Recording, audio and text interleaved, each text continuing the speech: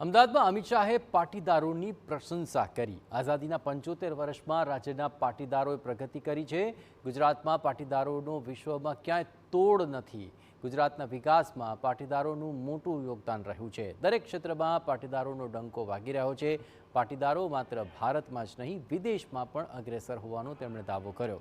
સાથોસાથ ગુજરાતથી ગંગાસાગર સુધી પાટીદારોનો દબદબો છે। અમેરિકામાં પણ મોટેલના માલિક પાટીદાર જ હશે। પરિવારો ગંગાસાગરમાં પણ ગુજરાતના રહે છે। મેં કહું અહીં શું કરે છે ગંગાસાગરમાં? એટલે કે લાકડાની લાઠી છે। મેં કહું નિશ્ચિત કચ્છનો કડવા પાટીદાર હશે તો જ લાકડાની લાઠી ગંગાસાગરમાં થઈ હોય।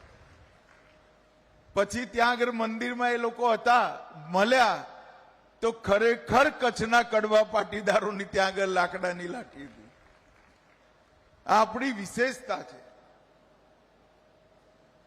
Agriculture, education, textile, ceramics, diamond, pharmaceutical અને હવે રિયલ એસ્ટેટ, આ બધા ક્ષેત્રોમાં એક પ્રકારથી પાટીદાર સમાજે પોતાનો દબદબો જમાઈ દીધો છે।